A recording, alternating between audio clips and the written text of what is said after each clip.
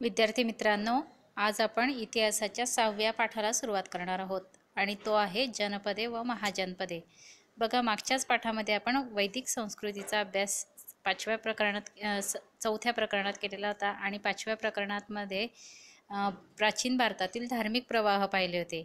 इसवी सन पूर्व 6व्या शतकाचा आपण अभ्यास करत आहोत आणि हे जे प्रकरण आहे किंवा हा जो पाठ आहे हा सुद्धा इसवी सन पूर्व काळातीलच आहे. तिथे त्यावेळेसच्या राजकीय संस्थांबद्दलचा आपण अभ्यास करत आहोत किंवा राजकीय घडामोडी कशा होत्या भारतातल्या किंवा भारतीय जीवन हे कसे होते हा कालखंड आपण अभ्यासणार आहोत.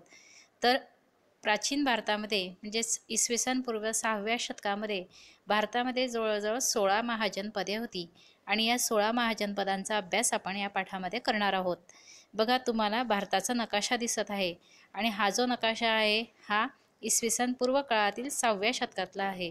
म्हणजे त्या काळामध्ये अखंड भारत हा होता आणि त्याचा आपण अभ्यास करणार आहोत.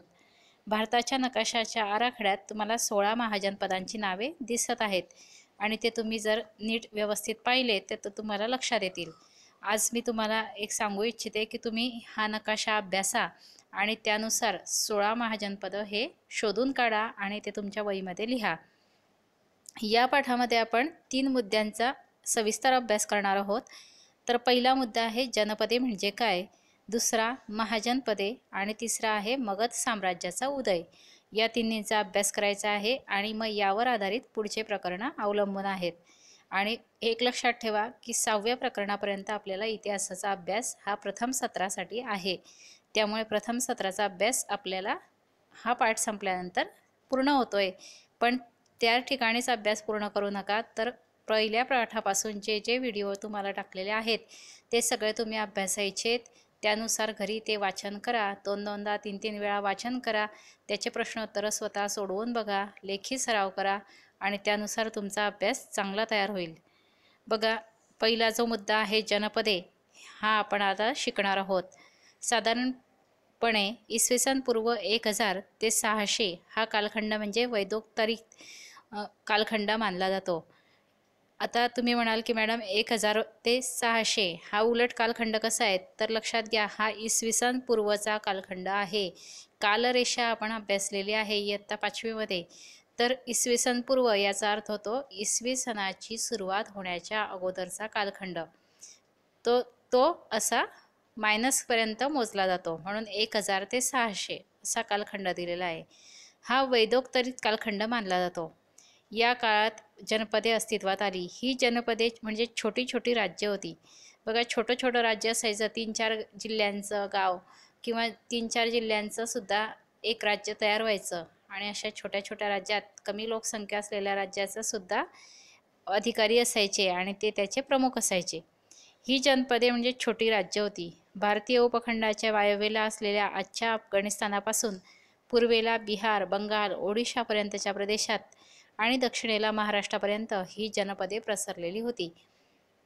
आता या ठिकाणी कंबोज, गांधार हे अफगाणिस्तानातील प्रदेश आलेले आहेत. म्हणजे हे आज तो भारताच्या फाळणीनंतर किंवा आजच्या आधुनिक भारतामध्ये हे प्रदेश आपल्या देशामध्ये नाही आहेत. भारतीय सीमारेषांमध्ये हे नाही आहेत, अफगाणिस्तानामध्ये आहेत.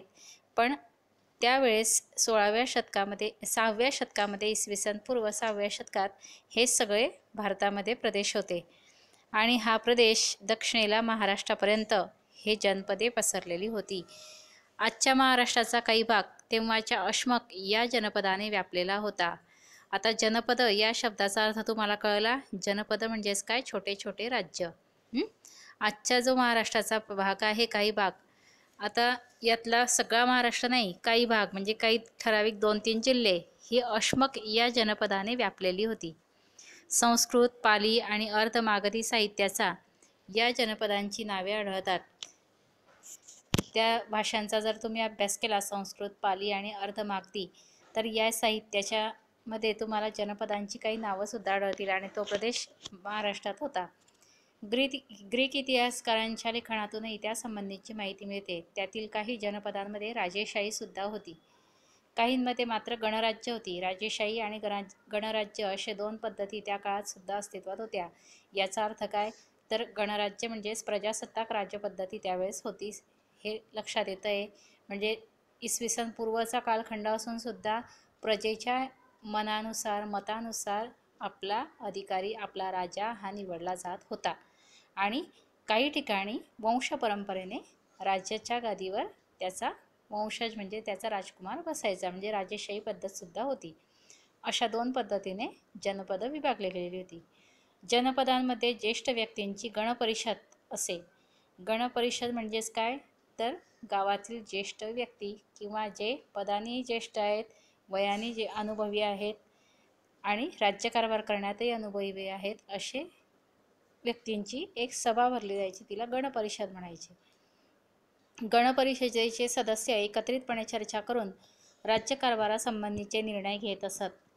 अशा चर्चा जिथे होत त्या सभागृहास संथागार असे म्हटले जाई. आता संथागार हा शब्द तुम्हाला नवीन आहे, तर संथागार याचा अर्थ काय होतो, तर गणपरिषदेतील सदस्य एकत्रित येऊन चर्चा करायचे आणि त्या राज्यकारभारासंबंधी निर्णय घ्यायचे.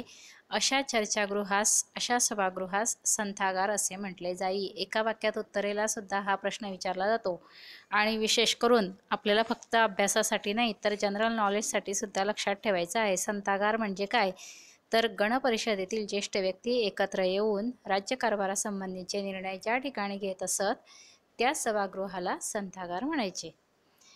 गौतम बुद्ध शाक्य गणराज्यातील होते. प्रत्येक जनपदांची स्वतंत्र नाणेसुद्धा होती. प्रत्येक जनपद म्हणजे छोट्या छोट्या राज्यांचे स्वतंत्र नाणे पण होती आणि त्यावरूनच त्या जनपदाची ओळख होत असायची. आता गौतम बुद्ध जर घेतले तर त्यांच्या लिखाणामध्ये किंवा त्यांच्या साहित्यामध्ये संथागार हा शब्द आलेला आहे. लक्षात घ्या. तर संथागारचा अर्थ होतो सभागृह ज्या ठिकाणी राज्यकारभाराची चर्चा होते. गौतम बुद्धांच्या काळात सुद्धा शाक्य गणराज्यात ते होते आणि त्यांचे स्वतंत्र नाणे असे होते. म्हणजे जनपदाची संकल्पना गौतम बुद्धांच्या कालखंडात सुद्धा होती. आता खाली तुम्हाला एक चार्ट दिला आहे महाजनपदेचा, तो पण आपल्याला अभ्यासायचा आहे. पण सुरुवातीला मी तुम्हाला थोडी काही माहिती सांगू शकते. तर काही जनपदे हळूहळू अधिक बलशाली होत गेली कालांतराने. त्यांच्या भौगोलिक सीमा विस्तारल्या, त्यांनी शेजारच्या राज्यांवर आक्रमण केले आणि ताबा मिळवला. अशा वेळेस त्यांच्या सीमा ह्या विस्तारत गेल्या. अशा जनपदांना महाजनपदे म्हणू लागले. महाजनपद कसं तयार झालं याचं मी थोडक्यात सांगितलं. तर ज्या जनपदांनी इतर शेजारच्या सीमांवर आक्रमण केले, आपल्या सीमा विस्तारल्या, अशा लोकांच्या महाजनपदात रूपांतर झालं आणि महाजनपद हे थोडे विस्तृत स्वरूपात असायचे. साहित्यातील उल्लेखांच्या आधारे असे दिसते की इसवी सन पूर्व 6व्या शतकापर्यंत महाजनपदांमध्ये 16 महाजनपदांना विशेष महत्त्व प्राप्त झाले. 16 महाजनपदे विशेष करून महत्त्वाचे होते किंवा बलशाली होते. त्यातही कोसल, वत्स, अवंती आणि मगध ही 4 महाजनपदे अधिक सामर्थ्यवान होती. आता हे नावं आपल्याला पुराणिक ग्रंथांमध्ये गेलेले आहेत किंवा पौराणिक साहित्यामध्ये गेलेले. कोसलवरून कोसल प्रदेश, अयोध्येचा प्रदेश किंवा कोसल राज असं म्हटलं जायचं. कोसल, वत्स, अवंती म्हणजे आजची उज्जैनी नगरी आणि मगध ही 4 महाजनपदे हे अधिक बलशाली होत होते. आता त्यांचा आपल्याला अभ्यास करायचा सविस्तर, तर तो मी थोडक्यात समजावून सांगते, लक्ष द्या आणि त्यानंतर आपण त्यावर अभ्यास घेऊ. आता महाजनपदांमधील 4 प्रमुख महाजनपदं मी आत्ता सांगितले, कोसल, वत्स, अवंती आणि मगध. आता कोसलचा विस्तार कसा होता, तर कोसल महाजनपदाचा विस्तार हिमालयाच्या पायथ्याशी नेपाळ आणि उत्तर प्रदेश या ठिकाणी झाला होता. हिमालयाच्या पायथ्याशी त्याचा विस्तार झाला, तर तिथून त्या राज्यातील श्रावस्ती, कुशावती आणि साकेत ही नगरे प्रसिद्ध होती. हे सगळ्या नगरांची नावं आपण इतिहासात किंवा साहित्यामध्ये अभ्यासलेली आहे. वैदिक साहित्यामध्ये या नगरांचा तुम्हाला उल्लेख ऐकायला मिळू शकतो. श्रावस्ती, कुशावती आणि साकेत ही अयोध्येची राज्याला जोडली गेलेली म्हणजेच रामाच्या राज्यातील शहरे होती, हे लक्षात घ्या. या राज्यातील हे प्रमुख शहरं होते आणि बाजारपेठासुद्धा त्या प्रमुख होत्या. तिथून व्यापार, देवाणघेवाण ही सुरू असायची. श्रावस्ती ही कोसल महाजनपदाची राजधानी होती. श्रावस्ती हे सुद्धा चांगलं मोठं गजबजलेलं असं नगर होतं आणि ती कोसलची राजधानी होती. गौतम बुद्ध श्रावस्तीमधील जेतवन या प्रसिद्ध विहारात दीर्घकाळ राहिले होते. गौतम बुद्धांच्या कालखंडात सुद्धा गौतम बुद्धांचे उल्लेख त्यांच्या साहित्यामध्ये असताना श्रावस्ती हे नगर विशेष करून उल्लेख झालेला आहे. कशासाठी? तर जेतवन या प्रसिद्ध विहारात दीर्घकाळ ते राहिले आणि तिथं त्यांनी आपली तपश्चर्या करून त्याचबरोबर त्यांनी विविध उपदेश आपल्या शिष्यांना अनुयायांना केलेले आहे. कोसलचा राजा प्रसंजित हा वर्धमान महावीर आणि गौतम बुद्ध यांचा समकालीन होता. प्रसंजित नावाचा जो राजा होता कोसलचा, तर हा वर्धमान महावीर आणि गौतम बुद्ध या दोन महान विभूतींच्या काळातच जन्माला आलेला होता. त्यांचा समकालीन होता. समकालीन म्हणजेच त्यांच्या काळातच त्याचा जन्म झालेला होता किंवा त्यांच्यासोबत त्याचा उल्लेख आढळतो. कोसलचे राज्य मगधमध्ये विलीन झाले कालांतराने. आणि आता आपल्याला वत्सचा अभ्यास करायचा. वत्स हे महाजनपदाचा विस्तार हा उत्तर प्रदेशातील प्रयाग म्हणजे अलाहाबादच्या आसपासच्या प्रदेशात झाला होता. बघा, कोसलचा उदय किंवा विस्तार कुठे झाला होता? हिमालयाच्या पायथ्याशी नेपाळमध्ये. आणि वत्सचा प्रयागमधील अलाहाबादच्या आसपासच्या प्रदेशात. कोसम म्हणजेच प्राचीन काळाचे कोशंबी नगर होय. कोशंबीचा अर्थ काय होतो? कोशंबी हे नगर कुठून उल्लेख झालेला आहे? कोसममधून. हे एक महत्त्वाचे व्यापारी केंद्र होते. कोशंबीतील 3 अत्यंत श्रीमंत व्यापाऱ्यांनी गौतम बुद्ध आणि त्यांचे अनुयायी यांच्यासाठी 3 विहार बांधले होते. गौतम बुद्धांच्या कालखंडातीलच हा उदय झालेला आहे. या तिन्हींनी गौतम बुद्धांसाठी अनुयायांसाठी 3 विहार बांधले. राजा उदयन हा गौतम बुद्धांचा समकालीन होता. राजा उदयानंतर वत्स महाजनपदाचे स्वतंत्र अस्तित्व फार काळ टिकले नाही. ते अवंती महाजनपदाच्या राज्याने जिंकून घेतले. बघा, हे जरी बलशाली असे महाजनपदे होते तरीसुद्धा यांचाही विलिनीकरण दुसऱ्या राज्यांमध्ये झालं आहे. कोसलचं विलिनीकरण कशात झालं? मगधमध्ये. आणि वत्सचं विलिनीकरण अवंतीमध्ये. म्हणजे अवंती नगराच्या राजाने त्यांच्यावर आक्रमण केलं आणि महाजनपद हे जिंकून घेतलं होतं. आता अवंती या महाजनपदाचा आपल्याला अभ्यास करायचा आहे. मध्य प्रदेशातील माळवा प्रदेशामध्ये अवंती हे प्राचीन महाजनपद होतं. आत्ताच मी सांगितलं उज्जैन ही नगर हे याची राजधानी. उज्जैनी म्हणजेच अवंतीची राजधानी. उज्जैनी हे एक महत्त्वाचे व्यापारी केंद्र होते. त्याचबरोबर अभ्यासाचे सुद्धा केंद्र होते. लक्षात घ्या, उज्जैनीला सुद्धा. अवंतीचा राजा प्रद्योत हा वर्धमान महावीर आणि गौतम बुद्ध यांचा समकालीन होता. म्हणजे हे त्या काळातीलच समकालीन राज्य होते, राजे लोक होते. आणि ते गौतम बुद्ध आणि महावीर यांच्या विचारांचा प्रभाव त्यांच्या कृतीवर, त्यांच्या राज्यावर झालेला होता. अवंतीचा राजा नंदीवर्धन यांच्या कारकिर्दीत अवंती मगध राज्यात विलीन झाले आणि शेवटी अवंतीसुद्धा कुठे विलीन झालं होतं? मगधमध्ये. म्हणजेच मगध हे बलशाली आणि वैभवशाली राज्य उदयाला आलेलं होतं. आता मगधचा विस्तार कुठे होता? तर बिहारमधील पाटणा, गया या शहरांच्या आसपासचा प्रदेश आणि बंगालचा काही भाग या प्रदेशात प्राचीन मगध महाजनपद होतं. लक्षात घ्या, हे तिन्ही उत्तर प्रदेशाच्या मध्य प्रदेशात होते. वत्स आणि कोसल उत्तर प्रदेशाच्या बाजूला होते. अवंती हे मध्य प्रदेशात आणि मगध हे बिहारमध्ये होतं. आजचं जे बिहार राज्य आहे ना, तिथं हे मगधाचं साम्राज्य होतं. प्राचीन मगध हे महाजनपद बिहार आणि आसपासचा बंगालचा काही प्रदेश यामध्ये विस्तारलेलं होतं. राजगृह राजगीर ही याची राजधानी होती.